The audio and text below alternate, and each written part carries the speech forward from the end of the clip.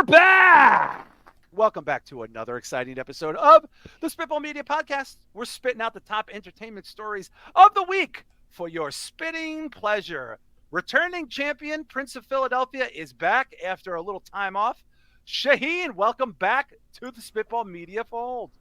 Thank you, sir. I feel like the world is spitting at me. Usually I'm spitting back, but the world is spitting at me right now. But glad to be here, man. Thank you. Well, everybody was bummed that you weren't here, but happy that you're back. And, of course, you know him, you love him. He's holding the Midwest down. He's Bish O'Brien.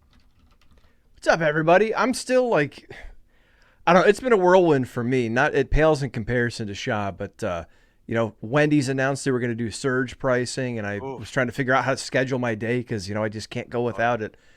Luckily, they're walking it back. So for all the fat people in the room, Wendy's has a pass for now. Oh, okay, because I know that was a big thing in Ohio, I bet. Like, did the governor give a state of emergency? DeWine? It was. The flags were at half-mast. The kids got to go home from school, all that stuff, yeah. Yeah. Shah, Philly probably's got I don't associate Philly with a lot of fatties unless they're Irish broads, but Philly probably's got a lot of love for Wendy's.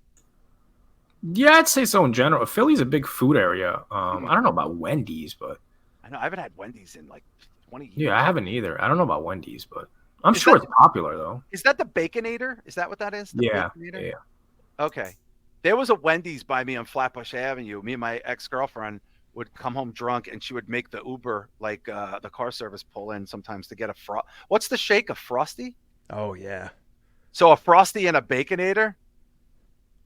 Yeah, Bisho, are you okay? Yeah. Bisho, come back, dude. Come back. That's like when I get sick. That's my comfort food. Is God, this sounds so bad, but you get like a 4-piece nugget and fries, and you dip them in the Frosty, the chocolate. Yeah, Frosty. My kids like to dip that. They dip in a shake. Shah, what's your comfort food? Like, I'm zooted out of my mind. I'm going to eat whatever I want. Middle of the night food. Probably pizza. That's like drunk late night shit. But actual comfort food that I would like enjoy like keeping around for a couple of days, probly chili. Interesting. Spicy. Yeah, chili and cornbread, maybe. Yeah, my comfort food is a BJ to completion, receiving end, of course. Not I want to be on the receiving end, but if I have my choice, I always go salt. Like it's got to be salty stuff. Like when you're, you know what I mean? Like that Park Slope pizza that night, Bisho. Like that was perfect, right, Bisho?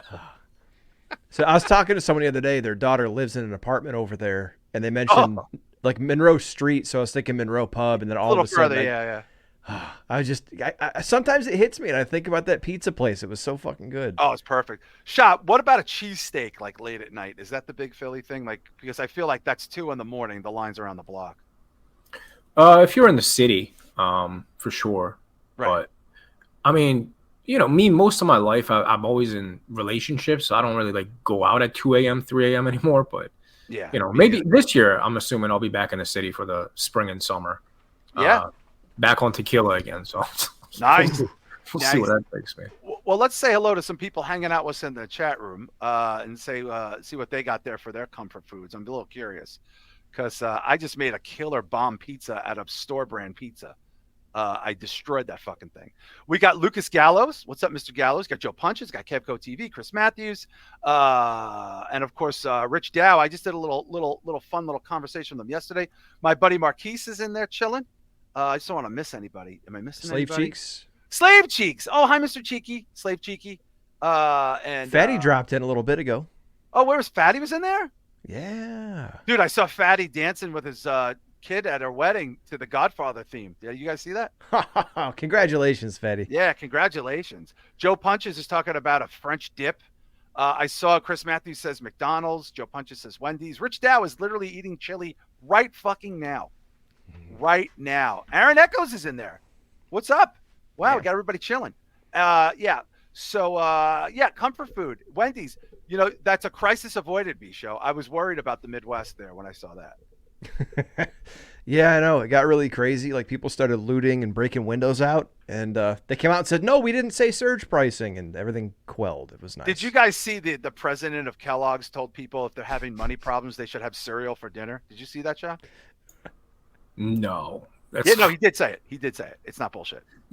Yo, it's funny. Cereal's not even like cheap anymore. Like a box of that shit's like $7-8. Yeah, like a big box, it's like $8 or $9. I'm like, you can get cold cuts for get a pound of roast beef maybe for $8. Dude, my car's been in the shop for the last like week and a half. Oh gosh. Because they got to order the parts, so they're like waiting on eBay to like ship it out. Yeah. So I've been having to like walk to stores and shit. So I walked to Wawa late last night to get a snack, and I got a bag of Doritos, like the regular size bags that you would get from a store. Yeah, that shit was almost $7, dude. It was $6.78 for a fucking bag of Doritos. Yeah. I got this Tony's pizza. It's called Tony's. It was on sale for $3.99. And I had leftover chicken. I had one leftover drumstick, and my wife bought a way too big of a pork roast, and we've been eating it a little bit every night. And I just said, I'm gonna bomb this fucking $4 pizza out. Had I bought that pizza that I made, had I bought it from a store, it would have been easily before delivery $20 plus.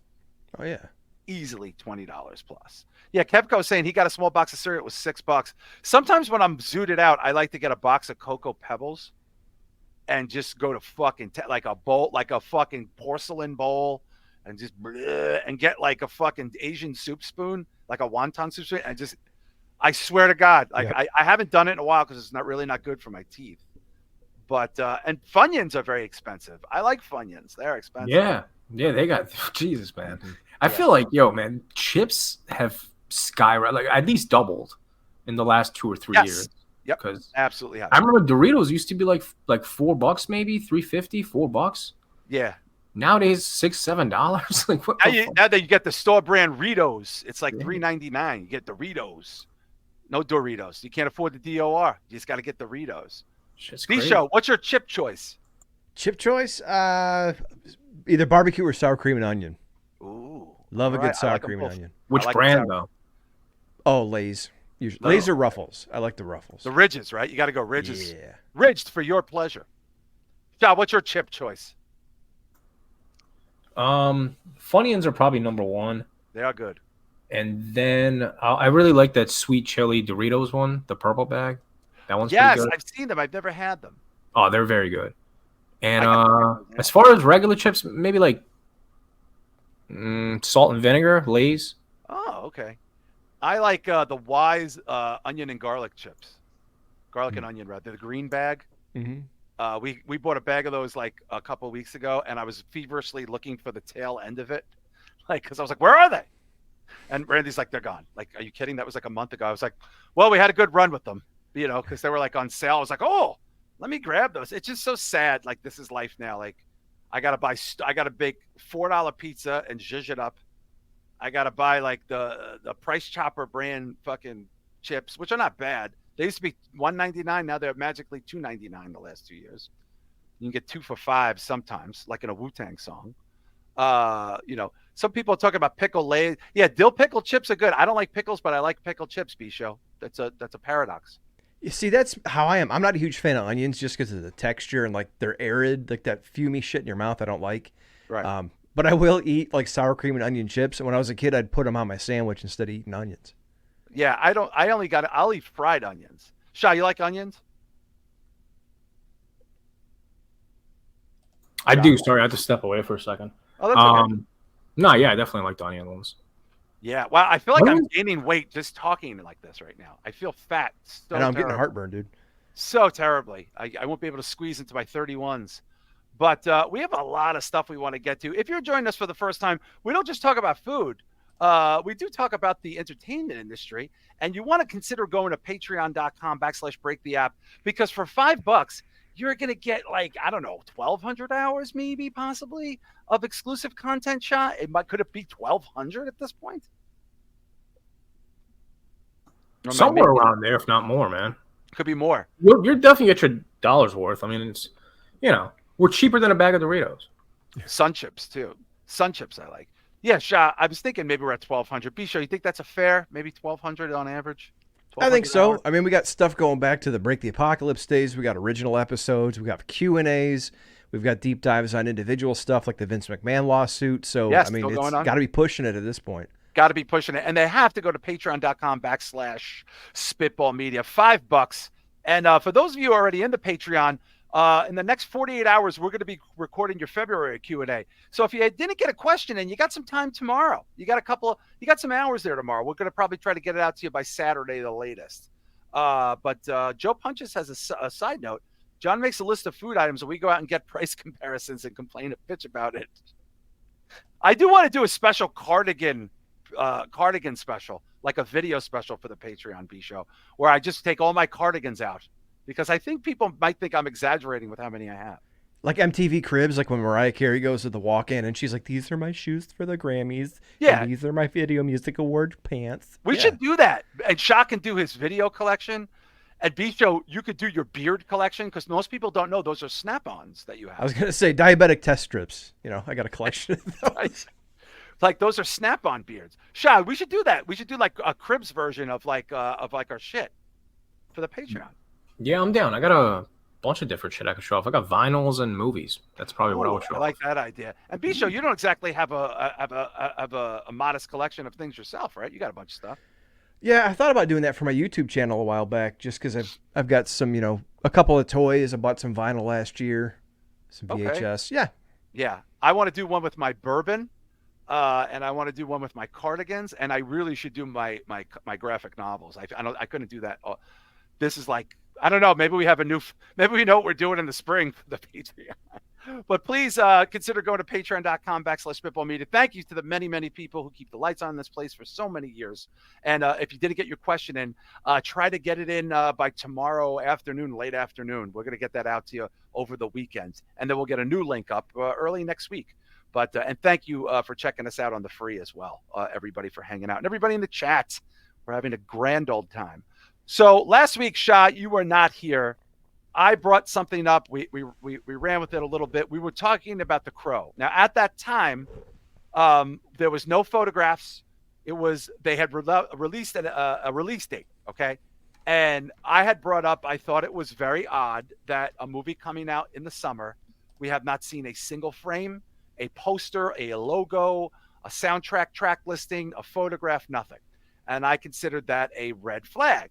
Well, I didn't know 3 days later, 4 days later, we would get a Vanity Fair spread that went viral the other day of the pictures of the new Crow. That is Bill Skarsgård of the famous Skarsgård family. You've seen him. You've probably seen a Skarsgård. They're like the Eastern European Baldwins, I think, at this point. But there's no way you haven't seen a Skarsgård in your life. There's like 4 of them. The father Stellan is probably the most decorated. Anyway, so they released pictures. I didn't know this was coming. We had no idea this was coming. And boy, did this not go well. For those of you unfamiliar, The Crow is being rebooted. It's been shot for a very long time. They probably shot it around COVID. And it is coming out in the summer. And they showed the pictures of The Crow.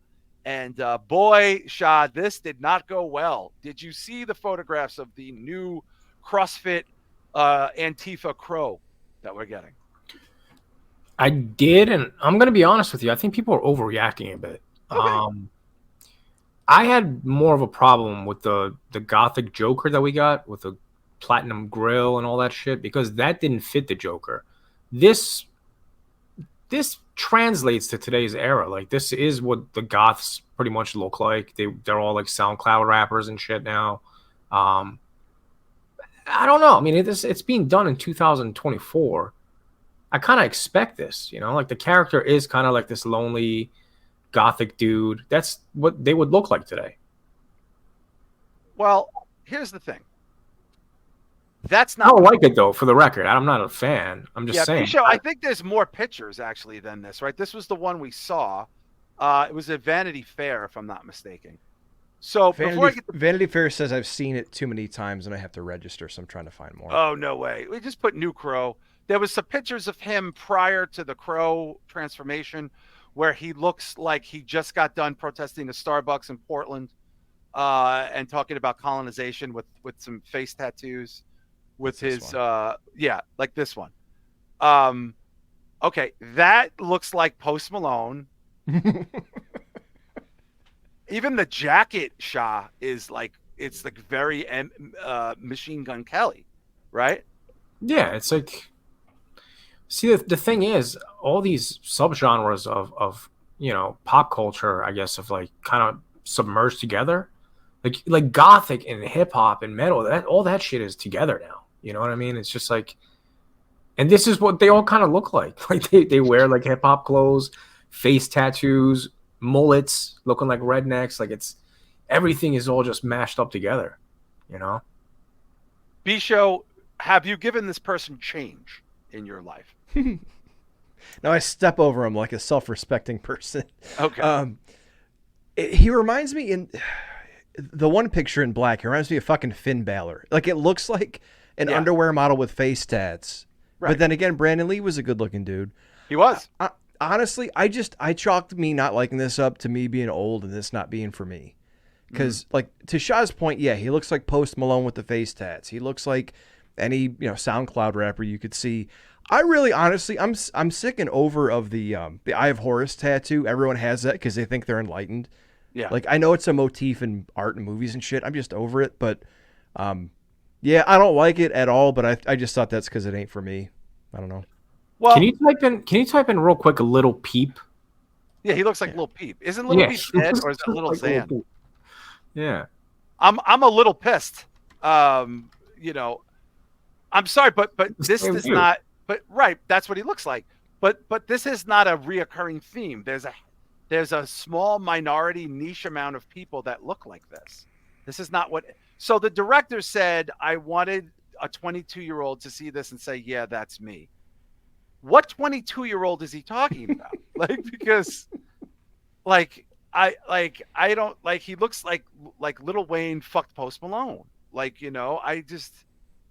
the hair, the Crow doesn't have the Crow has a Caesar haircut. Yeah. There you see him there too. Well, this is what we were gonna get. That 4K picture is what Momoa was gonna look like. I mean, look at that. That's Brandon Lee. Which even looks better. But that's Jason Momoa, who was the Crow for a hot minute in post, and then they never shot it and it fell apart. That's what we wanted to see. If Jason Momoa would have came out looking like Jason Momoa as the Crow, everyone would have said, "Oh my God, reminds me of Brandon Lee." See, I wouldn't want that though. He's too big. It wouldn't make sense. Yeah, he's he's entirely too big. I agree. But if he would have maybe slimmed down a little bit. Yeah, but even just size-wise, Brandon Lee was not a big dude. The Crow was a tiny little. He was like a luchador. Brandon Lee was a big guy. I think he's a big kid. I don't know. He looked big in the movie, but there could have been the way he was shot. He was an in shape, very good-looking dude. Is Brandon Lee shirtless in The Crow? Is he like Diesel? I don't remember that. I don't know, but I don't need to see the Crow's cum gutters. Do you know what I mean? Look at that picture right there. Yeah. If you can see it. Yeah. There we go. It's Finn Balor. Come on. It looks like Finn Balor going to the Halloween parade in the East Village. Slave Cheeks goes big empty by Imagine Dragons. Oh, I would kill myself. Yeah. Brandon Lee was tall. I think he was like at least 6'1". Yeah. Brandon Lee was shirtless and he was 6 feet. Okay. In Hollywood, 6 feet is like 6'5". Okay. Yeah. Believe me when I tell you, 6 feet in Hollywood is tremendous. Most women are 5'2", 5'3" in lifts. De Niro and Pacino are like 5'3", pre-geriatric. So Shah, but let me ask you a question. So, okay, let's play devil's advocate, right? The fact that the Crow doesn't have long hair, right? He's not probably in a band. Let's say he's a rapper. We don't know this. Brandon Lee also was Bruce Lee's son. So I will look, there was probably nothing better to be in life than the only son of Bruce Lee. Okay. I'm sorry. To be a good looking guy and your dad was Bruce Lee. He's not big there, guys. I don't, he doesn't look like crazy in shape. Look at him. Mm-mm. He looks a little he looks like a dude. He looks like a dude in drag. He looks like that's why Jason Momoa wouldn't make sense because he's like Hercules. Oh yeah, he's a monster. To this guy. He's a fucking monster, and he walks around like that. Yeah. Brandon Lee looks like, when I think gothy guys, I think a doughy, rotund, scared of the beach cat lover, who wears Joy Division shirts to their sister's quinceañera. I don't think 16-pack abs. You know what I mean? Also, the makeup is very cool. Like he's supposed to be dead, right? And I don't know. I'm profoundly upset. I'm not as upset about the look. I just feel like all of the red flags B-show are coming true. That's what I feel like. Yeah, I mean, you said last week, for those who didn't listen, that there was a reason they probably haven't released anything to anybody, because it wasn't good. And based on the backlash from the look alone, I'd say you're vindicated, my friend. Yeah. There he is kissing his wife, with a mullet. I don't know what he has written on his head. But that's what I'm saying, Shah. Like, it's not like there's a plethora of men walking around with shit written on their head. Like, it's still a very niche culture. It's not. It is, but it's not though. Dude, I mean, half of Brooklyn has like face tattoos. That's like ironic face tattoos. You think so? Yeah, Philly, same thing. Like, it used to be like gangbangers. Nowadays, it's like fucking, artists and hipsters, and it's just like everybody has shit now. I mean, look, the movie could be amazing. I just feel like this look is bad. It's not. I mean, it's not a real. It doesn't scream Crow reboot to me. It screams Little Xan biopic, and no one asked for that. I would like to see some pictures of like him as the Crow. I just seen him look at himself in a mirror, B-show after doing like a sick P90X video. You know what I mean? But it looks like that's it, because he had like the scars on the mouth and shit. So that's all you're gonna get is heroin chic SoundCloud rapper. Like, that's it. Yeah, I mean, look, everybody in the chat room is kind of shitting on this too. I saw very few defenders. Put it this way, Shah. I saw very few people defending it. Somebody I know who is like a big time concert promoter person said to me and my brother, my chat or my brother's chat, was like, well, this is like, this is what the counterculture is now. Like, then what? Like, he just made a roundabout excuse. Like, about, well, this is what people thought because if you look at Brandon Lee as Eric Draven, all he was a good-looking guy with a hot girlfriend who was in a band. He didn't have crazy long hair. He just dressed like a regular dude. He wasn't like covered in tattoos. He was in a grunge band called, I think, Hangman's Joke, and he played guitar in it. And he had a smoking hot fiance, and they lived in a squat in a made-up place. This looks very deliberate. Like, hey, MGK, like maybe they wanted MGK to play this part. And I don't know. I need to see a trailer. I need to know that like the soundtrack isn't going to be 8 bad SoundCloud rappers and 5 women, like, which I'm telling you, this is what it's going to be. I will bet anything. It's going to be like Billie Eilish doing a duet with little Methy Man. I don't know. Like, I don't know. I'm out of the loop. The Crow is a big deal to people of my generation. I don't think I don't think it's necessarily a dead dog, Shah. I just feel like the fact that it's being, if what you're saying is true, Shah, put it this way. If what you're saying and what 2 people I know out of the hundreds that we're talking about this is true, why aren't more people excited about the look and co-signing it and very few doing it? Well, I think personally because, well, first off, they're not catering to you and I. They're catering, well, maybe people in their 30s, but after 40, I don't think they care about. They're catering to the 20s and 30s, I think. Yeah. So the reason why more people aren't coming up forward and saying they like the look is because the people that are in their 20s aren't even familiar with the original movie. They don't know shit about the Crow. So like, why are they going to comment on, oh, I like the look of this and stand up for something they're not familiar with? This isn't the Terminator, it's the Crow. Right. I think the reason why you're hearing all the backlash is because people that are familiar with the Crow that don't like it because it's not nostalgic anymore for them. But again, they're not targeting that audience that's complaining. They're targeting the audience that's not even familiar with the movie. But don't you think you want to target the audience that loves the Crow so they come back and support it? No, because they're going to watch it regardless. They're either going to watch it out of curiosity, or they'll like it. Okay. But they're mainly trying to get the new audience invested in there. Yeah, Aaron is talking about the soundtrack. Kev Co's talking about the soundtrack. B-Show, why is it not being better? Why are we not seeing better reactions from the general public? And by the way, everybody I know is not in their 40s or 50s, or 30s for that matter. I'm seeing a general, and our chat room is certainly not in their 40s and 50s. That's for goddamn sure. So if that is the case, why aren't more people going, this is exactly what I wanted it to be?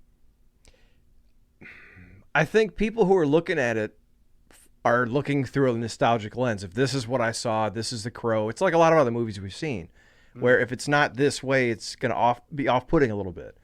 I think this is the problem with remakes in general. When you make a movie, especially one like The Crow, that ends up hitting a particular nerve, it gets over for a particular reason, it catches on with culture, it's a snapshot in time. 100%. To go 30 years later and to try to recreate that and use the old name, you're complicating this because you're trying to use I don't know what the word I'd say is, you're trying to use a nostalgic brand, something already established that has an identity and means something to people, but you're also trying to update it and make it more modern. Right. So you're working against each other right off the bat. I think, honestly, maybe the people who are younger aren't on Facebook and Twitter, but I haven't seen anything good on TikTok, and I haven't seen anything good on Instagram. No one's excited.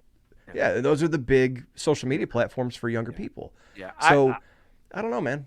Yeah. I also think because if you guys remember the first time we saw Jared Leto as the second Joker, as the new Joker, we saw those pictures and everyone said, why does he have grills? This is going to be a disaster. And it was a disaster. It was very bad. I'll say this, Shah. I'll ask you this because I think I asked B-Show this last week. And this is something I don't know if you can answer, but if Brandon Lee did not die and that movie came out and he ended up doing action movies and romance movies and was still now in his 50s he'd be 56, I think, now if he was alive. I mean, that's just so terrible. Would this still be as culty and popular as it was? Would this still have made the same impact on a culture and a lot of people as it, there's people with crow tattoos. I go to Comic-Cons. There are crow shit everywhere because there's people dressed as the Crow. Is this a result of the fact that he died and it made the romance of this because it's in the story? I mean, the guy who plays the guy who dies. Playing the guy who died. If he lived, would this have just been another like fringe 90s movie that no one gave a shit about? I think it definitely has something to do with it. I think it definitely gave it more credibility and more of a curiosity factor to check it out. I also think the mid 90s, was like catching fucking lightning in a bottle with like things like ECW. That was right in the back of the grunge era. I think this was very similar to that. Don't forget gangster rap and grunge happened exactly at the same time. And I think this kind of catered to that audience. But then again, you mentioned Jared Leto. Like Jared Leto, the reason why that didn't work and people hated that Joker was because it had nothing to do with the Joker. Like what the fuck was that? This at least still makes sense to me because I'm like, okay, this is what the guy probably would look like today. Yeah. But with the Joker, like you have a very specific image in your head of the Joker. You don't want that, tarnished in any kind of way. Oh, of course. I think this is a little different. I'm more okay with this than the Jared Leto Joker. Yeah, which was also universally. But again, that was a thing. Be sure remember, we saw the pictures 4 or 5 months in advance. Everyone said, "Oh my God, this is going to be a disaster," and they were kind of right. Yeah, there was nothing redeeming when the movie came out to make people say, "Oh shit, I was wrong." Like I'm trying to remember, there was another example. I liked the movie. I just thought that was the worst part of it. Yeah. I like Suicide Squad. I'm trying to remember who it was. There was an actor a couple years ago who came up for a role, and they thought he looked like a pretty boy. And then everyone was shitting on it, but then when it came out, he was really good in it. And I can't think of what movie that was off the top of my head. And this may be something like that, because Skarsgård is really good. He's good. I like the guy. I'm not shitting on him. It's not a reflection on him. I just don't know. Like, I'm concerned that it's going to be bad. And I want it to be good. Sorry, go ahead. No, I'm sorry. That's what I was saying. I was going to say, I wish that they would put a trailer out to show us something. Right. Because if it looks good, then, okay, no problem. Yeah, it was Pattinson as Batman. That's right, Chris Matthews. Yeah, Pattinson with the bat. Hey, how about Heath Ledger as the Joker? Do you guys remember? Same thing. People were very angry when Heath Ledger was the Joker because he had just done Brokeback Mountain. A lot of people didn't like it because it was a gay movie and were really annoyed by it. and they're like, oh, this is going to be terrible. He had just won an Academy Award for that, or was nominated. I don't think he won for Best Actor. He may have won something. I don't remember. And then we found out he was Joker, and people were like, oh, really? Like, this is the guy who's going to be the Joker? And it's considered, Shah, maybe one of the greatest performances ever, right? I mean, the Heath Ledger Joker, maybe top 10 male performances of your lifetime in a movie, right? Yeah, I think most people that did a Joker performance did a good job with it. It's one of those characters that people really tap into. Even like Joaquin Phoenix. Like I love his Joker. You know, like, back to back. I never thought anybody would be better than the Dark Knight Joker, but I kind of like them the same. Like I like them for different reasons, but they're both very, very fun. Even the Jack Nicholson one, of course, legend. And the kid, you saw the Batman. You saw the Batman. That kid who was the Irish actor who was nominated for awards. I can't pronounce his name. Barry Keoghan or whatever. That little snippet we saw of that kid. That kid's probably going to be a great Joker. You guys remember that? Shah, you watched it. We watched that clip on the air, right? Bisho, remember? Yeah. The deleted scene. That kid's probably going to be amazing because these are all good actors. Bill Skarsgård, he's a good actor. I'd never seen him in anything that went, oh, he blew me away. He's got a couple of big movies coming up. He's been in big movies. He's been the It Clown. He was the male lead in Barbarian. I feel like he was just in something else, Bisho. I don't even know if we've even scratched the surface with some of the stuff this guy's in. He's going to be in that Kills the Universe. That's right. The Bob hero. Guy does his the kid from Saltburn. Thank you. So we'll see. I mean, Killing of a Sacred Deer. Shah, the kid from Killing of a Sacred Deer is the new Joker. I mean, that kid's amazing. Yeah, I saw it. Yeah, I like him a lot. I saw him on the Hot Ones. He did an interview with the wing guy. Yeah, he's a weird kid.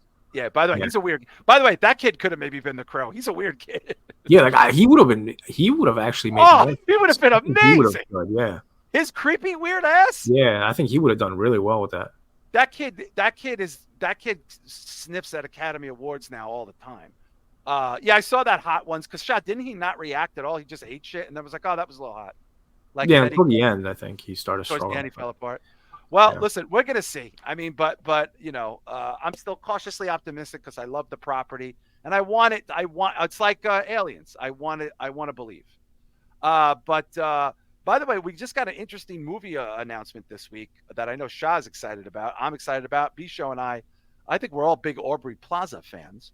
Mm-hmm. Aubrey Plaza is now the star of a new John Waters movie, which has already been shot. That they released like a little information. We haven't seen the trailer yet or anything like that, but it stars Aubrey Plaza, and it's John Waters' latest movie. I'm trying to remember, Shah, the last time John Waters made a film. Do you know what his last movie was? I think it was early 2000s, wasn't it? What the hell was it? The cover had the big titty girl on it. I'm trying to remember. remember. Weird family. I don't know, Bisho. Maybe we could pull it up. Was it Hairspray? Didn't he do? No, that was the 90s, dude. That's been but he made it though, I think. No, that was here we go. Yeah. I'm searching for it, but John Waters says that his Aubrey Plaza liar mouth rumors are not true. What? You're kidding. No, this is according to the Baltimore Banner. He's pushing back against published reports that Plaza of Parks and Rec will play the lead role of Marcia Sprinkles in the film adaptation of his first novel.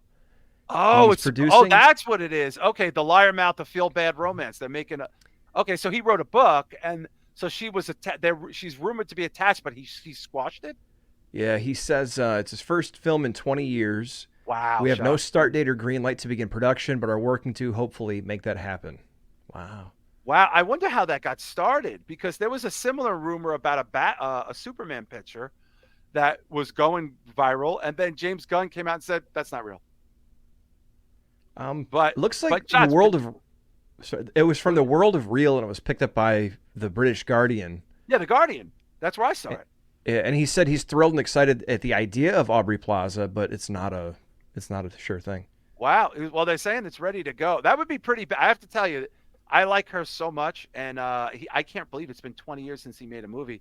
Wow. But Shah, I'm telling you, that's the kind of thing that John Waters, could be a fascinating thing. If he gets Aubrey Plaza, like a younger, quirky kind of actress, to be in the first John Waters movie in since the early 2000s. Yeah, that movie that I was thinking of was Dirty Shame. Yeah, that one right there. Dirty Shame. God, Oh, that's terrible. right. I didn't like it I've at all. seen that. I didn't like it either. I remember Tracy Ullman in it. Um, that was his last movie? Yeah. Wow, 2004. It wasn't very good. It wasn't. It Johnny didn't have Knoxville, Selma Blair, Tracy Ullman. I remember this movie. It was bad. yeah. Oh, that's a damn shame. Wow. Well, hopefully he can pull that off. Now, what is true is John Waters is back in the Chucky franchise. Did you guys know that? He's back. He will be in the next Chucky movie. I saw a rumor, and I thought we talked about that a couple months ago, but that's nice to know because he's a huge fan. Yeah, well, the thing is, like, a lot of people were saying that, there's going to be, we keep seeing a lot of these Hollywood types talking about, yeah, he's joining the season 3. There we go. Not even the movie. Holy shit. As the Good Guy Dolls creator. Holy shit. Yo, Shah, that's dope. I got to start watching the show again. I fell off in the first season. I liked it, but I just fell off. Have either of you watched much of this? No, I haven't seen any of it. I've It's heard all really good things though. Yeah, it's really good. It's funny. It's well made. It's right in the spirit of the original, more so than the reboot movie. Bisha, you've seen some of it, right? Yeah, I watched season 1, and me too. I saw the whole season 1. I think I started season 2 and never finished it, but it was really good. Yeah. So he's going to be the creator of the Good Guy Dolls? Yeah. Oh, that's great. And like, Shah, like, that's something he likes. He doesn't need to do that shit. Nah, it's just, one of those things off his checklist that he probably wants to do. Yeah. I love John Waters, though, man. Anything he does, I'll support. Yeah, he's not a young guy, so hopefully Yeah. he can get this movie wrapped up. We don't know how many more years we got of that dude, but he that would be fascinating. I love that he's going back to the TV show. That's really good because I thought it was the film reboot, but I didn't know it was the TV show, so he'll be a reoccurring character, I guess. Yeah, and what a cool thank you and tip of the cap from Don Mancini to do, because I know Don Mancini appreciates him breaking down barriers, and apparently they're friends and they're fans of each other. So what better way than to make you the creator of this iconic thing that made your career? That's pretty cool. Oh yeah, for sure. So there was a story going around because we've been talking about AI on here, and AI is becoming a bigger topic literally by the day. There's that whole thing going on with the Google AI thing, and we're not going to touch that fucking shitbox. But one of the things that was people were concerned about AI was sort of using it as a misrepresentation in marketing. And boy, did something happen in Glasgow that is just such an astounding news story. There's no way this isn't going to be a full feature documentary. What am I talking about? So in Glasgow, Scotland, home of Drew McIntyre, and some of our friends, shout out to Glasgow, and of course groundskeeper Willie, and Mike Myers' dad in So I Married an Axe Murderer. But enough of that. There was an advertised event using AI graphics called In the Spirit of Willy Wonka.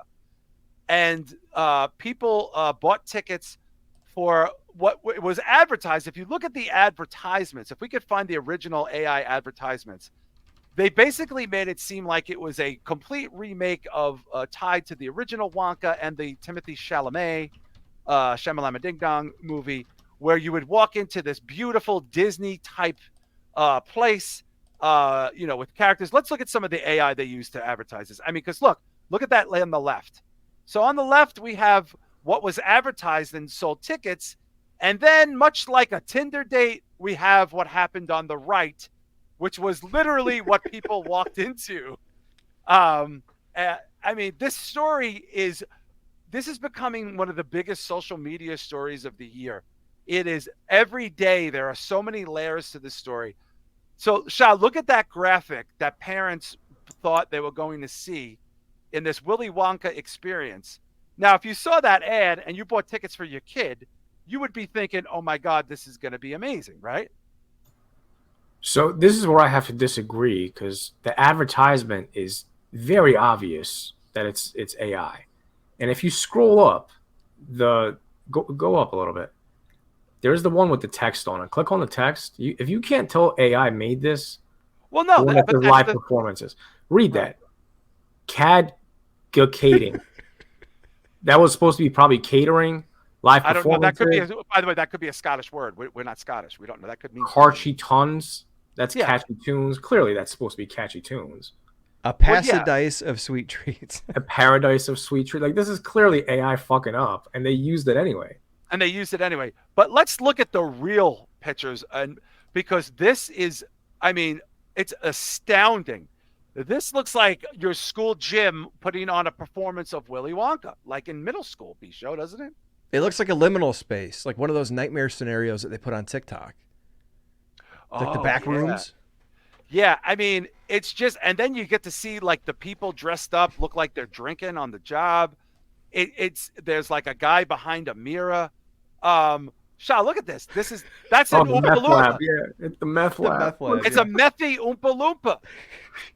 Look, there's the table. It's like people paid big bucks for this. Like this was highly. Look at this. Is what you saw when you showed up. They actually had to refund 850 people at $40 a pop. So like a decent amount of people like bought this shit, dude. Dude, do you know how much money that is? That's a lot of money, B-show Brian. $30,000 or some shit, man. That's a lot. We started the show off talking about how cheap snacks, and Wendy's are like slowly getting out of the grip of people on, lower to lower middle income, right? Yeah. Imagine you're a family, you're in Glasgow, you see this advertisement for something fun to do with the kids, and you show up and there's a methed out Willy or Oompa Loompa. Just go ahead and take your candy. Get out of here. I mean, this is what happens when you use AI, and then you show up in the real world. I mean, look, go to that left clip there on the middle one on the left, far left, below. What is that? The guy on the right. That's someone in makeup. Like you got to look at some of these. There's memes everywhere. People that worked on it. The guy who played Willy Wonka apologized. The methy Oompa Loompa apologized. The owner apologized. Like people the guy behind the mirror. Like it's like what the fuck is this, Shah? That's not Willy Wonka. Yeah, this is like I don't know. It's like a dollar store mushroom trip. It's Methy Monka. Jesus Christ. Methy Monka. And this guy, there's clips of him scaring the shit out of kids and like them running in terror. Yeah. Yeah, that looks like a mask in a '90s, mid-'90s horror movie. That'd be a better Crow than Skarsgård, honestly. Just it looks creepy. It looks like a trauma set. Yeah, yeah. I mean, but this story every day, there's a different person making a video apologizing for it. Look at this room. This is like a school cafeteria. This is like for the food. Look at this shit. How did they get away with this? The creator on Twitter, I should pull it up. I think I sent it to you a little bit ago. He just apologized today. The guy who played Willy Wonka apologized. He's a comedian, like a part-time comedian. The girl apologized. People didn't get paid, apparently. And somebody brought this up. I think it was Aaron Echoes. This is like the Fire Fest. It is. It's like a kid's version of the Fire Fest. But I thought the apology was really weak. I can't see all of it because I'm on the web app version. But basically, he apologized if anyone felt misled. And he said that his artistic vision was not realized as he had thought. To me, that's a little bit more than your artistic vision not being realized. This looks like a scam. Yeah, like even if you excuse the AI, if AI had nothing to do with it, like the advertisements, if you put out ads or you advertise a Willy Wonka experience and you set up in a fucking Knights of Columbus, I almost said Days of Columbus, some Knights of Columbus hall with a bouncy castle and some methed out Oompa Loompas, right? That goes a little farther than your vision not being realized. That's a scam, dude. Yeah.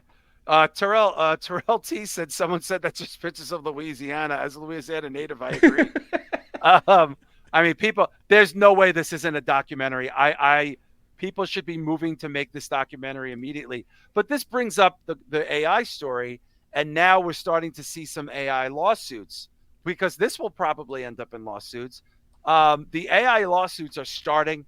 I believe the first one was filed recently in relation to the new Roadhouse, if I'm not mistaken. That is correct. What is that, Bisha? What is the deal? There are people saying that they were superimposed into the Roadhouse. I didn't see that. I saw, and I'm trying to pull up the article here from Deadline, They said that because of the strike, to try to get advertising out on a good timeline, that they used AI voices from some of the stars. Wow. I smell Conor McGregor's voice being used. Shah, what do you think of this? Because now we're at the point where the AI graphics are misleading for live events, and they're using AI voices for Hollywood stars. Yeah, I mean, I'm personally like I'm completely against AI at this point because excuse me. It's gonna kill jobs too, man. Like pretty much half of the tech world was like wiped out like in the last year. Yes, So very quietly, was, tech layoffs are not getting the coverage they used to get at all. It's all it's because it's all fucking AI now. Right. Graphic designers. I mean, people that are, designing, architects that are designing homes and stuff like that'll be done in a fucking few years. Right. With Chat GPT, incorporate that with another program that'll come out, and you don't have to do anything anymore unless you're in the health field. Unless you're, got some kind of trade like fucking, electrician or something. Otherwise, man, no one's safe if you're working with computers, dude. Like this shit it's scary. Yeah. And Bisho, I do think we are going to see a sweeping amount at some point of AI lawsuits of people like that. They said, I think some people said that they were used in some backdrop scenes for some Disney movies, or they had to sign that they would be used forever as backdrop players in Disney movies going forward through Marvel. Yeah, and some people said that wasn't even in the contract or discussed with them, but they walked in, like these extras walked into the shoot and they were automatically asked to be scanned. Right. So that's another aspect of it too. And we talked about AI taking over porn a while ago. Yes. There's some weird stuff coming out of porn now where there's people starting to wonder, like, what's this going to mean for the industry? Yeah.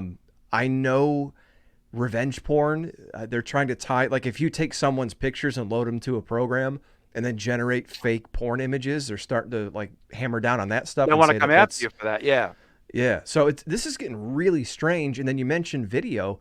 I thought I sent you guys the link to ChatGPT's new video one, Sauron or Scion. Oh, I got to send it to you. So, let me see if I can find it and I'll show it to you. It's fucking wild. It's wild. Yeah. And Shah, to your point, like these layoffs, it's very strange because a couple of years ago, if you even made a comment negative about the tech layoffs under the pre-Elon Twitter, if you said learn to code, you were kicked off of Twitter. You were given a possible ban for life. Now, like the tech layoffs, between that and the entertainment layoffs, and we'll get to the Vice thing in a minute, like nobody even blinks an eye anymore. Yeah, I mean the tech stuff, I know about that because two of my friends work in that field, and they told me like pretty much everybody got laid off except for cybersecurity and the sales teams. Jesus. So yeah, it's taken over a lot of stuff, man. It's very scary. Yeah. And it's doing it quickly, dude. I mean, this just started coming around like 2 years ago.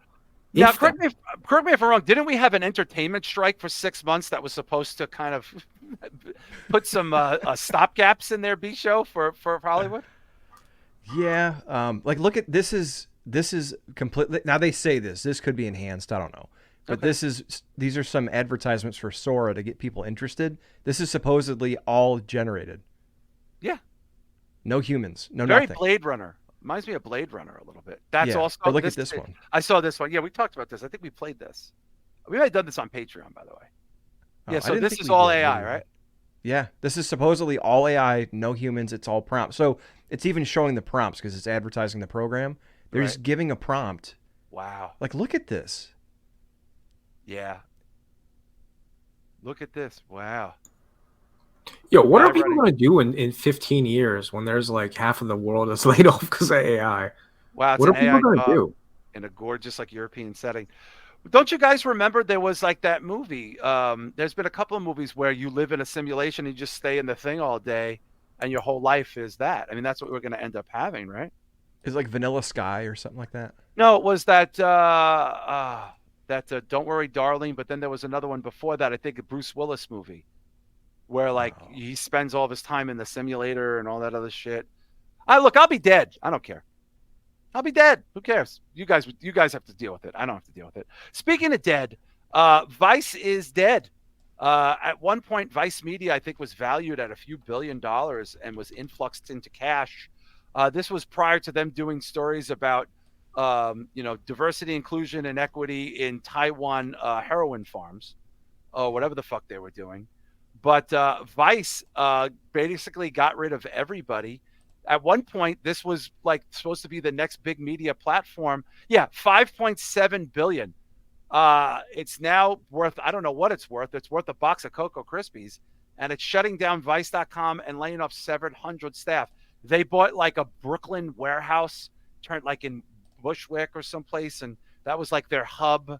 In a place where all poor people used to live, and now all these honkies are in there, like writing stories about the end of days.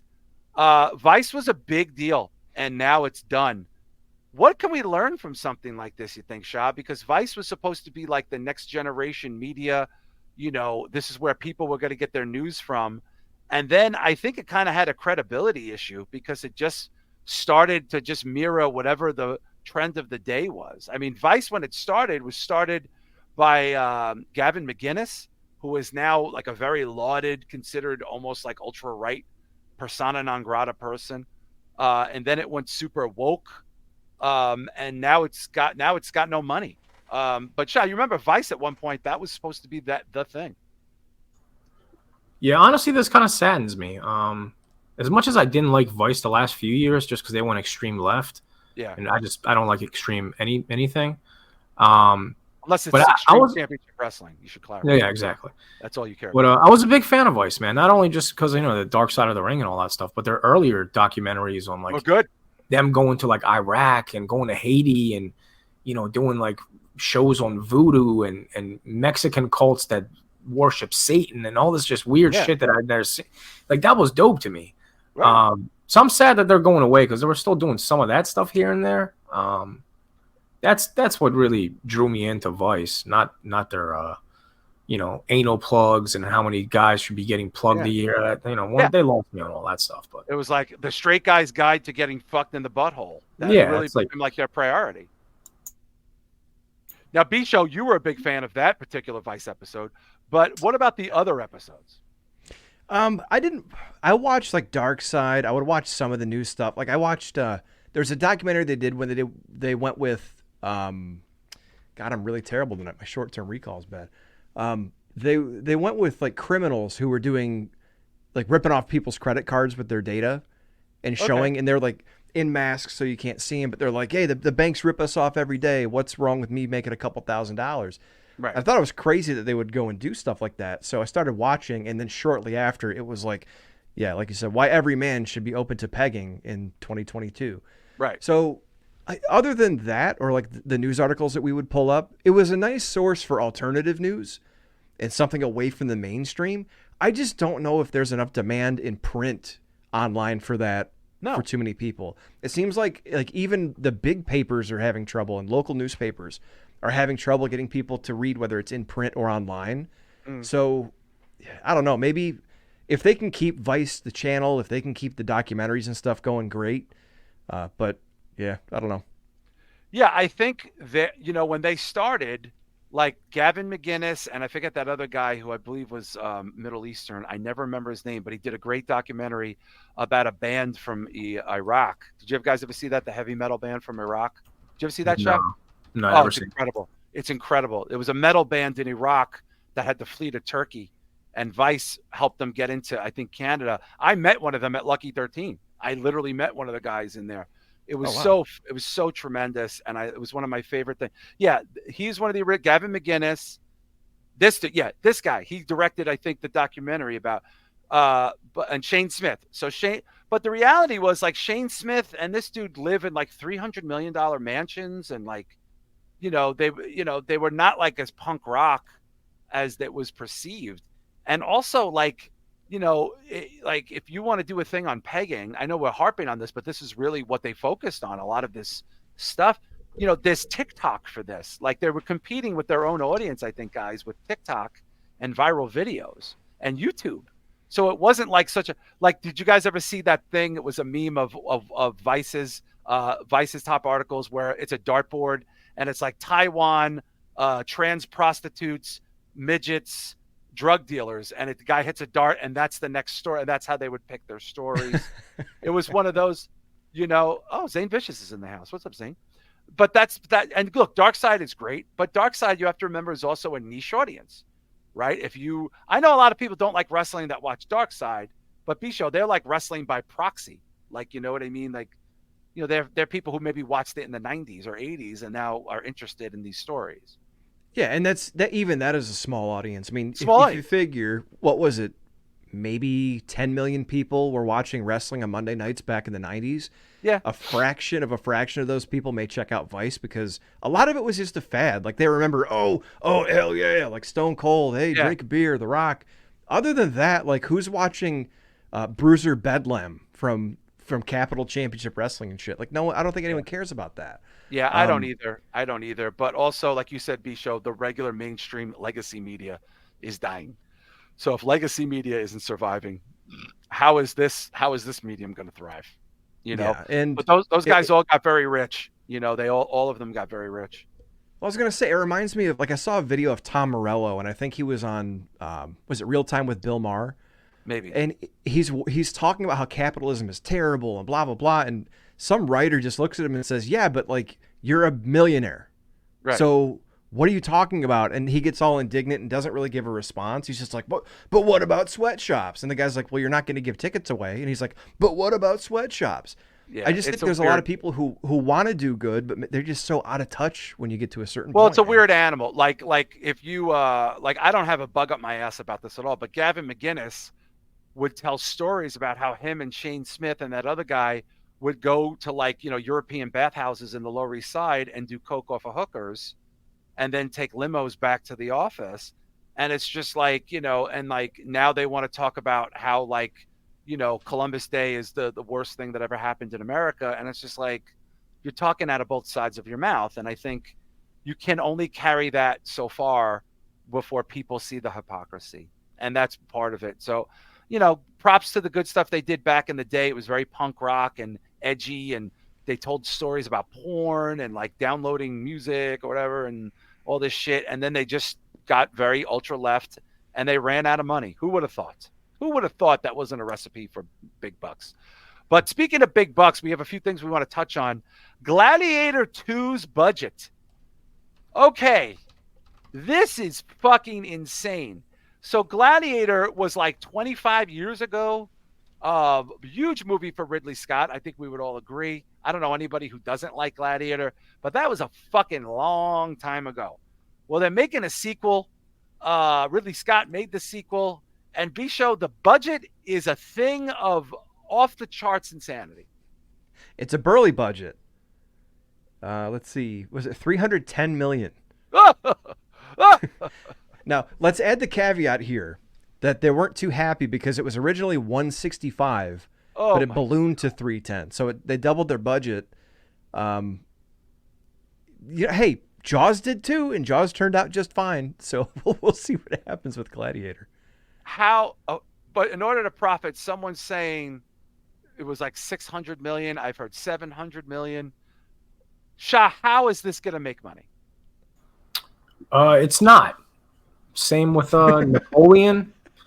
These movies that we think are going to be. Yeah, I mean, we're thinking they're going to be huge blockbusters, and they spend so much money on it. But the reality is, people aren't going to see these movies. Right. So I mean, you're expecting this movie to make $1 billion. This isn't Super Mario. This is fucking Gladiator, man. Right. And I believe it's R-rated, so it's very difficult for R-rated. And then you're talking about, that Godzilla movie was made for how much? Like between 10 and 15 million. Yeah. Like, come on, man. 300 million for what? What the fuck are you guys doing? Isn't half of this shit outsourced to like India and China anyway? Like, where's the 300 going to? I don't know, man. I almost feel like people are going to see this budget and not watch the movie now, just so it tanks, just to see it. Not only that, not only the fact that it's being outsourced to like cheaper countries, like half of this is probably going to be AI and fucking CGI. Oh yeah, of course. So it's like, where's this budget going? Like, I don't know. Maybe the butt plug. Maybe they called Vice and got a bunch of pegging stations set up for the talent. B-Show, how could this happen? Why is this still happening?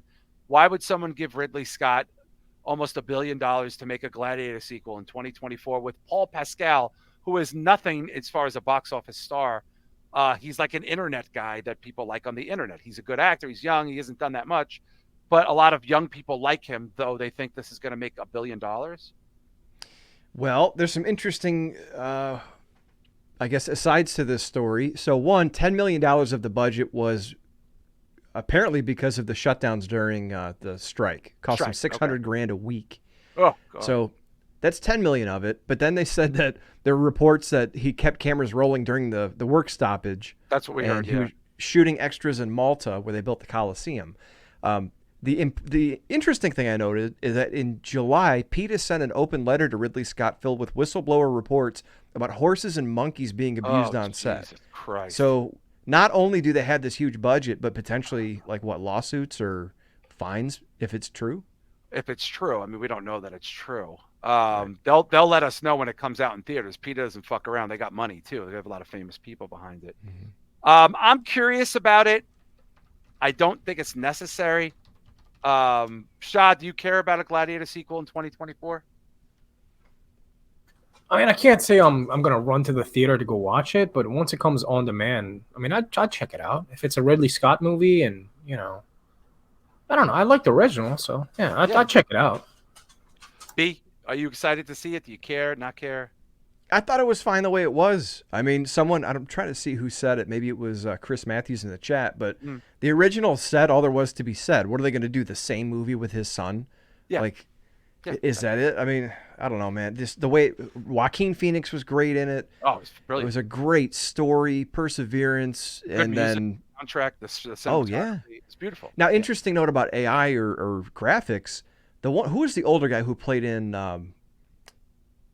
the movie about the nuns and shit going crazy for that priest? Are you talking about a dream you had? What are you from talking the 60s? The Devils.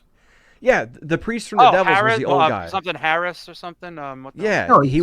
He died halfway through the shoot. Yeah, and they used effects. And that was one of the first big instances of that being really integrated into a movie. Yeah, the famous English actor. He died Commodus, I think. He died.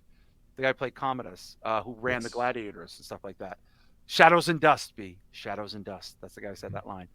I mean, I don't know why we need an $800 million Gladiator too, but okay, let's see if it's good. I'll watch it, but I think it's a bad idea. However, the big story this weekend in box office before we head out, Dune 2 is killing it with critics and fans alike. It is somewhere around a 97, I think, on Rotten Tomatoes. And it looks real good. Now, I fell asleep during the first one at IMAX, but I didn't hate it. I just thought it was a little boring. It was good looking, but this is at 95. We've never seen this. Shah, what are you thinking here? I know you love the original and you're not really as excited about this reboot, but this looks, I mean, I have to say all indicators are this is a solid ass movie. Yeah, I still got to watch the one from 3 years ago. Yeah. I heard it was good though. The only version I've seen is a David Lynch one, which is the movie that he hates the most. Yeah, his name's on that. Yeah, he hates that fucking movie. He disowns it. But I mean, I don't know, man. I honestly want to be honest. I don't know if I'll ever check it out because I still haven't seen the first one. So my enthusiasm isn't through the fucking sky for it. But it looks good though. It does look good. It's got a great cast. Florence Pugh got added to the cast. Christopher Walken. I think some other people. Austin Butler, for the guy who played Elvis, is the heavy in it, along with Batista. Obviously, Timothy Chalamet, Zendaya. My God, Stellan Skarsgård. I mean, from a cast perspective, this movie is a banger on paper, and it looks gorgeous. It just looks really, really good. I'm going to try to go see it this weekend. I know this has a very strong fan base, and I'd like to see it in IMAX. So we will see. But last week I saw a movie that won a lot of things, I think, at the Toronto Film Festival called Seagrass that I loved, that I don't think a single person saw in this country. That was very good. I was the only person in a movie theater seeing this. It's phenomenal. Look at this has got 94 on Rotten Tomatoes. This is a great fucking movie. I don't know anyone who saw it. I'm the only person I know who saw this movie. It's a movie about an Asian Canadian woman who's married to a Canadian dude whose a mother just died, and it's in the early 90s, and she's in a self-help group trying to cope with this. And the children in it are great. It's a very powerful film.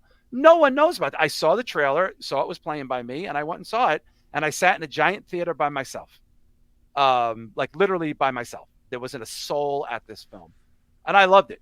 I absolutely loved it. It doesn't feel like a 2-hour movie. There's 2 small children in this film that are phenomenal. I think they're about 9 and 11 or 12. They have the most dialogue. They are beautiful little kids. This is a Canadian movie through and through. This is like one of the best movies I've seen in a long time, and no one saw it. I'm the only person I know that knows it exists. But Dune will not be that experience. I feel like it'll be sold out. Many theaters will be sold out. And I did want to point this out for those of you that have FX through Hulu or just have the access to FX. You guys need to watch Shogun. It is incredible. There's only 2 episodes. Blew me away. The hype on Shogun. Shogun is at 100%, I think, B right now on Rotten Tomatoes. Wow. 100%. Everyone is talking about it. It is based on the novel, which was also an 80s miniseries on ABC, based on the 1975 novel about I keep saying American, about an Englishman who ends up in 1600 while they are warring with the Portuguese over Christianity. And look at this, guys, 100%, 97%. That's how God, and I'm telling you, it's legit as fuck. It's about a feudal Japan cross-sectioning for the first time with shipping and trading with Portugal and Spain. And I'm not selling it at all. It's absolutely beautiful show. Some fantastic acting, the costumes. It's hardcore violent. It's everything you would probably want in a TV show. It's there. It's a mini series. I don't know how many episodes it is, but the hype is real. The hype is 1,000,000,000% real on this. So if you guys haven't checked it out yet, check it out. Hey, before we go, I wanted to do this in the beginning, but there's no better time now. This week, we lost Richard Lewis, the comedian. Richard Lewis had been around for many, many decades in comedy. He was a very influential comedian to a lot of big names. He had hit TV shows for a brief time. He had a big show with Jamie Lee Curtis, I think, in the late 80s, early 90s, called Anything But Love. But a lot of people know him. There it is right there, right, Jamie Lee Curtis, as Larry David's best friend for their whole lives. They met in Jewish camp in New York City when they were very little. They were born 3 days apart in Brooklyn. They were lifelong friends. And there he is on the last season of Curb. You could see Richard is not doing very well health-wise. It seemed very obvious that he was sick in the last few episodes of Curb.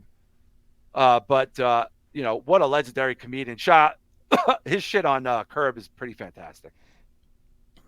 Yeah, man. Anytime we lose somebody from a show like Curb, just makes me sad because I know Larry's up there. Yeah, it's scary because all these people that I've adored are kind of just falling off and dying, and makes you feel kind of like you're getting old. Yeah, it's kind of surreal because I don't view myself as old, but I'm like, shit, man, I'm like close to a midlife crisis if I'm not already in it. It's kind of scary. Yeah. But it's part of life, man. Rest in peace to Richard Lewis. Yeah, and Bicho, you said you didn't remember him on this season of Curb, but he looks pretty ill on it. Yeah, until you said something, I didn't remember it. But even on the last couple of seasons, like the last 2 or 3 seasons, I just thought he's getting to be an older guy. He's in his 70s, but I just thought he didn't look well. He looked frail, and I wondered if he was fighting something. And yeah, sad to see him go. Oddly enough, I don't remember his stand-up. I don't remember the shows he was on. I just remember him. For some reason, he was not everywhere in the 90s, early 90s, but I remember Richard Lewis, just him being on TV and on Entertainment Tonight and stuff like that. Yeah. So it was really nice to see him on Curb. I think he was like the perfect foil for Larry because he was idiosyncratic like Larry. Yeah. But he wasn't like a complete piece of shit like Larry. Well, he was neurotic like Larry. I mean, and it is a true story. They did meet. I think they were 11 or 12. They met at Jewish summer camp, I think, in Long Island. And they both lived in Brooklyn, very close to one another. And they were friends ever since. And these are 78-year-old men that went into the comedy business at the same time, were coming up in New York at the same time. Different careers. Richard Lewis was in front of the camera person. always wore black. He was like one of the first neurotic sort of comedians. Do you remember him in Robin Hood and Men in Tights? He was great as the king. I forgot that. Yeah, I forgot he was whatever. He was, I'm gonna stop talking over you. what was? Yeah, he was the king. Shah, remember Robin Hood Men in Tights? Was that the one with Dave Chappelle? Yeah. Yeah, I remember that. Yeah, he was in that. He's mostly known to younger people for Curb. Oh, Kevin Castle's here. I didn't even know he was there. He was in the chat. But he's a guy like you're seeing all these comedians go like he was like an inspiration, because he had been around for so long. I might be mistaken, but I'm fairly certain the black and white picture of him that's circulating right now from a couple years ago, I know the guy who shot that picture personally. I'm almost positive he's a photographer friend of ours that's from the hardcore scene that does mainstream stuff, and I'm fairly certain he took that picture. Our friend Jamie, I got to ask my brother Mike about that. I'm almost positive he did, or he took a similar picture. But I never saw him live, Kevco, but I remember his 80s specials. He was like one of the first the comedians talk about going to therapy. Always wore black, always had the long hair, kind of looked like a Hebrew Vinnie Barbarino, like a Hebrew John Travolta. That's what. And always with the big hair. The big hair. Big hair. Look at that hair. I mean, but their friendship, B-show, like him and Larry on that show, just riffing, is a thing of beauty, man. And you can see that. I mean, it comes through, and that's one of the things that drove me to Curb was, like, Seinfeld, you could tell was scripted, haha, it's a sitcom. Yeah. But I like the way that they ad-lib and they riff, because it comes out naturally, and that relationship between the two, it looks like it's two old friends shitting on each other in a diner in Hollywood. It looks legit. Yeah, it's going to be weird seeing him on Curb, don't you think, Shah, like for the rest of the season, knowing that A, it's the last Curb forever, and B, he's already gone. Yeah, man, it makes me very sad. Also, check out his appearances on Conan O'Brien. He did. That's what I heard from people. Yeah, they're incredible. They're supposed to be like major league top shots. I've been on a Conan run recently. I've been watching a lot of Conan videos. Yeah, his show was like a comedian show. Like comics loved going on that show and riffing. Well, he was the only funny one. Jay Leno sucked. Like Letterman, I never found funny. Yeah. Jimmy Fallon is fucking cringy. Who else is out there? Who's the man show guy? Oh, Kimmel. He's a sellout. B-show, click on the picture of them at the Playboy Mansion, him and Larry David in the 70s. Look at this. Can we blow that up? Look at that picture. That's him and Larry David at the Playboy Mansion, or some kind of party, Playboy themed party in the 70s. Look at Larry. Looks like what's his face? The dad from American Pie. From fuck. Yeah, kind of. Yeah, the doesn't eyebrows. He has the eyebrows. Eugene Levy. Doesn't he look like that, Larry? And I think Richard Lewis looks like Vinnie Barbarino, John Travolta, when he's on Welcome Back Carter. Can we get a bigger blow-up picture of that somewhere? I'm just curious. Oh, hang on. It switched. There's one of them like a side-by-side. Yeah, look at that. That looks like Richard Levy and John Travolta. That's crazy. Wow. Boy, they probably had a good time, huh? They probably had a good life together, didn't they? Holy shit. What a life, too. Like, your friends, you grow up together, you both end up in Hollywood, and then you get to do a show for like 20 seasons together and just have fun. Two Brooklyn guys that met at camp. I mean, like, and look at the impact they had. Yeah, I mean, rest in peace. I mean, I don't know. It's just sad. Like, my wife just started watching Curb with me again, and then like 3 days later he dies. So I secretly blame her for his death. But listen, we have a shit ton to get to in Patreon, people. A whole bunch of stuff we want to talk about. A lot of fun stuff. We're going to probably play some trailers. And, of course, a little last-minute reminder, if you are on Patreon and you want to get a question in, we will be recording the Q&A show for you over the weekend and getting it out right away. Let's plug Deathmatch Outlaws. Let's plug the Drew Yari Show. Let's plug Cassette Classic 86 on YouTube. Of course, Down on the Thundercast and Don, Tony, and Kevin Castle. They're back. Necromaniacs podcast. Of course, you want to be checking them out for all horror stuff every week. The Human Experience podcast, Ringside is Wrestling on YouTube. We got Mojo and Dirk's Most Dastardly Show. We got the Garden of Doom. We got the Old Guy Metalcast. We got FunkBetty.com. Get yourself some new clothes. Spring is coming. You might get some nice spring clothes at FunkBetty.com. Do that like now. MJW Games, of course, Cherry Jesus on YouTube and his band Kaiser. The Red River Podcast, our good buddy Sam Hoyos and his band Playing Dead, putting out the hits week after week. Bayou Geeks, Fatty316. Congratulations to your family there, Chris, and your beautiful daughter in her marriage and your choice of the Godfather song for the wedding dance. That was amazing. I may have to copy that. The High Marks Podcast, the Midnight Mass Creature Cast, Wiggly Detour. That's Anthony Allison and Teddy. And, of course, we got Guns and Geeks Podcast. Shah, you got anything happening over at the Old Planet Mondo? To be perfectly transparent, I don't see myself doing anything anytime soon just because I got so much other shit happening. But, yeah, just subscribe, and then if new shit goes up, hit the notification bell so that way you'll know. Absolutely. Sounds like a good plan to me. And, of course, B-Show Brian, you've been working hard on your solo shows over at Patreon following the Vince McMahon scandal. But what do you got happening at the old B-Show Brian channel? Got a couple ideas. I sat down to sketch some out the other night, and instead I worked on a new intro for our show, so that didn't go very far. So bshowbrian.com, subscribe, like, and go check out some of the historical content there. Yeah, and of course, hit that subscribe button for our channel as well, Spitball Media on YouTube. Everybody check us out in the free. So thanks to everybody hanging out in the chat. We had a good little time tonight. We'll be getting that Patreon show out to you over the weekend, and we'll see you next week at Spitball Media Podcast. Peace.